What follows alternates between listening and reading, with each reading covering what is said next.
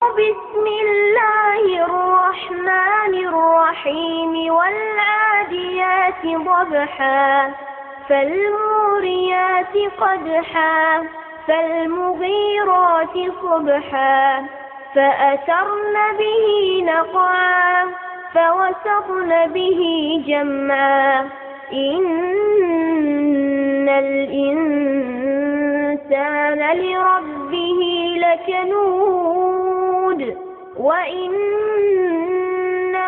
على ذلك لشهيد وإنه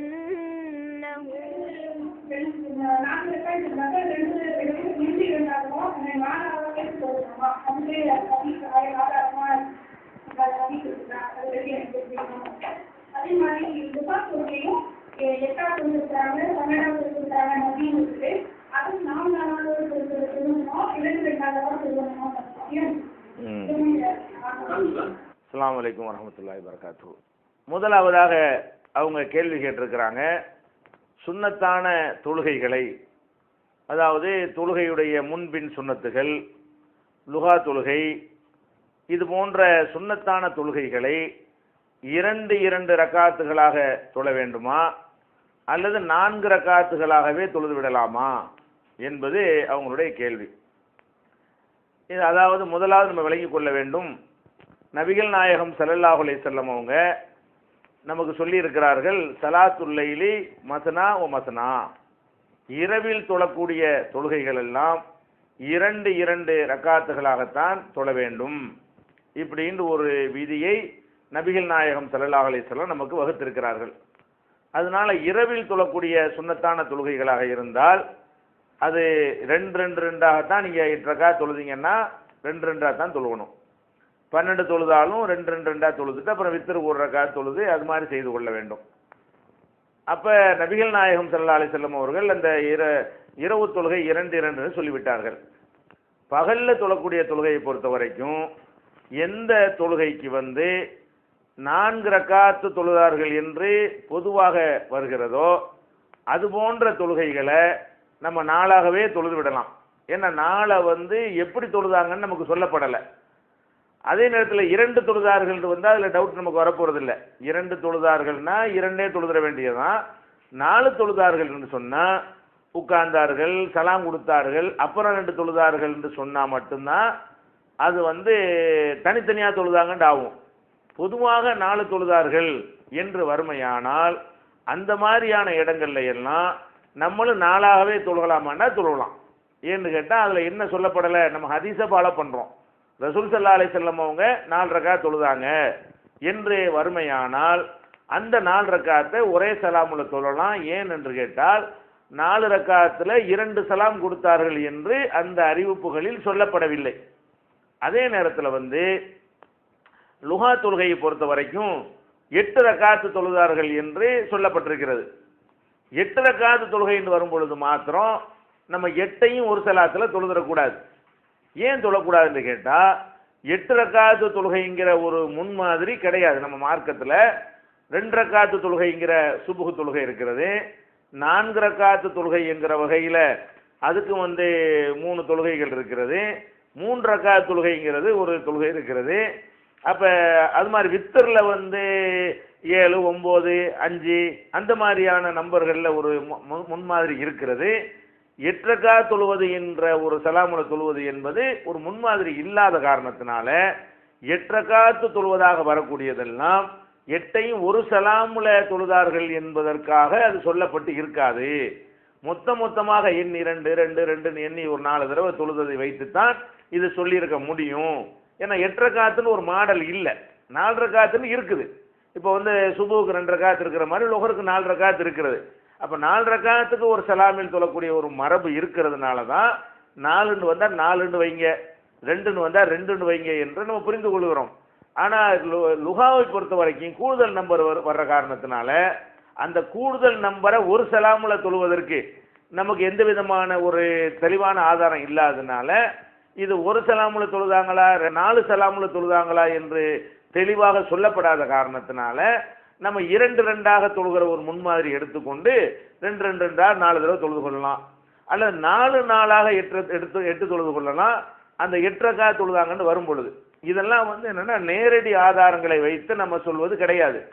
சொல்லப்படவில்லை, சொல்லப்படாத ஒரு விஷயத்தை நம்ம செய்வதாக இருந்தால் எதுக்கு முன்மாதிரி இருக்கிறதோ அதை மட்டும் நம்ம எடுத்துக்கொள்ள வேண்டும். 2 ரக்காத்துக்கு முன்மாதிரி இருக்கிறது, 4 ரக்காத்துக்கு முன்மாதிரி இருக்கிறது, 8 ரக்காத்துக்கு முன்மாதிரி இல்லை. அதனால் நம்ம வந்து அதுக்குள்ள ஒரே சலாமுல நம்ம கொடுத்துட்டோம் என்று சொன்னால் அது வந்து நம்ம ஆதாரமற்றதை ஒரு செஞ்சதாக ஆகிரும் என்ற ஒரு காரணத்தினால அப்படி செய்யலாங்கிறோம். முனாஃபிக் என்று சொல்லக்கூடியவர்களுடைய மறுமையில் அவர்களுக்கு கிடைக்கக்கூடிய நிலைமை என்ன அப்படின்னு கேட்குறாங்க.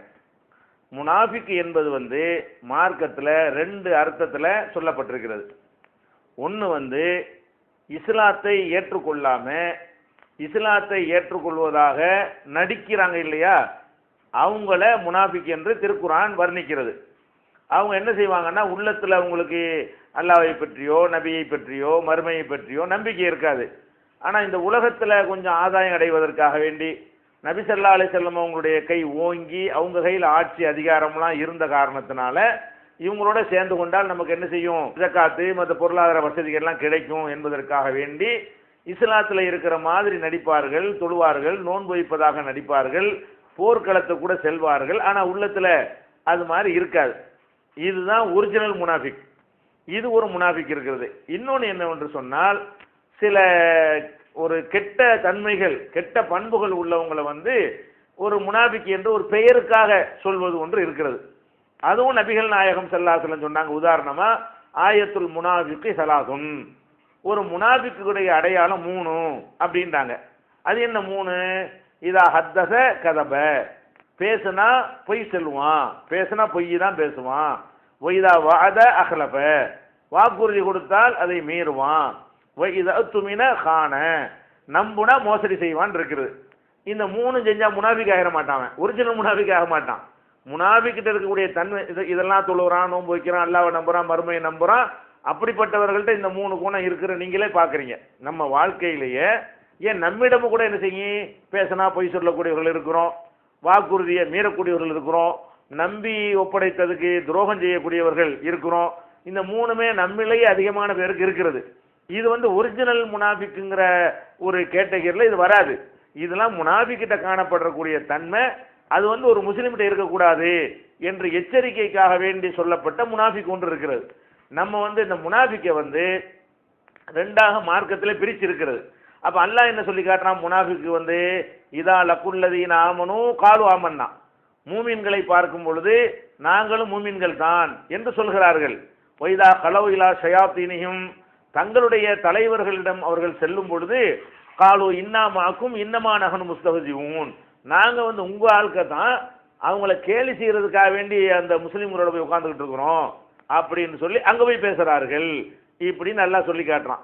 இந்த முனாஃபிக்கு மறுமையில் என்ன கிடைக்கும் என்றால் திருமறை குர்ஆன் சொல்லுகிறது, இன்னல் முனாஃபிகீன லபி தர்கில் அஸ்ஃபலி மினன் நார், முனாஃபிக் என்பவர்கள் நரகத்திலேயே ஆக கடைசி தரம் இருக்கா இல்லையா, கடைசின்னா அதான் ஃபர்ஸ்ட்னு வச்சுக்கணும். நரகத்தில் கடைசினா என்னது, அதிக வேதனை தரக்கூடியதான ஃபர்ஸ்ட், ஆக வந்து அடித்தட்டில் இருப்பார்கள் அப்படின்னு குர்ஆன் சொல்லுகிறது. அப்போ வந்து காபிர்களை விட முஷ்ரிக்குகளை விட இந்த நடிக்கிறான் பாருங்க, இவனை அதை விட கீழே கொண்டே அல்லாஹ் போட்டு விடுகிறான். அப்போ வந்து ஒரு அபூஜஹில் ஒரு அபூலஹப் மாதிரியான ஆட்களுக்கு என்ன கிடைக்குமோ தண்டனை, அதை விட கூடுதலாக இந்த அப்துல்லா இப்னு உபை இப்னு சலூல் போன்ற முனாஃபிக்குகள் 2 வேஷம் போட்டுக்கிட்டு இருந்தாங்களே, இவங்களுக்கு கூடுதலாக கிடைக்குங்க.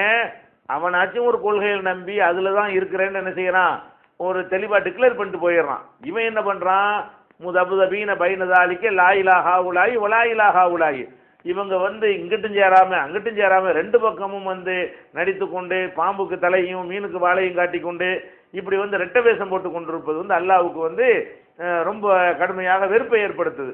அதனால முனாஃபிக்குகள் வந்து நரகத்தில் உள்ள படித்தரத்தில் எப்படி இந்த சொர்க்கத்தில் வந்து நபிமார்கள் மேலே உயர்ந்த தரத்தில் இருப்பார்களோ அதே மாதிரி நரகத்தில் உயர்ந்த தரத்தில் இருக்கிறவங்க யாருன்னு கேட்டால் முனாஃபிக்கு, அப்புறம்தான் காபிர் முஷ்ரிக்கு, அப்புறம்தான் பாவிகள்ங்கிற ஒரு கேட்டகரி வரும். இந்த முனாஃபிக்கு உள்ளது இது. இந்த முனாஃபிக்கு இருக்கு பாருங்களேன், இதெல்லாம் வந்து ஈமான் இருக்குமானா அல்லாஹ் அதை மன்னிச்சிட்டான்னு சொன்னால் அவனுக்கு பெரிய அளவில் ஒன்றும் வராது. எல்லாம் முனாஃபிக்கிட்ட இருக்கக்கூடாது ஒரு அறிவுரைங்கிற ஒரு அடிப்படையில் சொல்லப்பட்டது. இந்த நான் சொன்னல இந்த 3 அடையாளம், இது முனாஃபிக்குடைய தன்மைண்டு. இந்த மாதிரி ஒரு பேருக்கு ஒரு ஃபார்மாலிட்டிக்காக சொல்றது முனாஃபிக்குண்டு, நெசமா சொல்றது இல்லை. அந்த மாதிரி ஒரு ஃபார்மாலிட்டியா முனாஃபிக்குன்னு சொன்னோம்னு சொன்னா அவங்களுக்குன்னு மறுமையில கூடுதல் சிறப்பான ஒரு தண்டனைலாம் கிடையாது. அந்த வாக்குறுதியை மீறினது, பொய் சொன்னது, நம்பிக்கை மோசடி செஞ்சது, அதுக்குரிய தண்டனை எல்லாம் மன்னிக்கலைன்னா தண்டனை செய்வான், தண்டனை கொடுப்பான். அவ்வளவுதான. முனாஃபிக்கு தான் முதல் தரத்தில் இருப்பான் நரகத்தில். அல்லாஹ்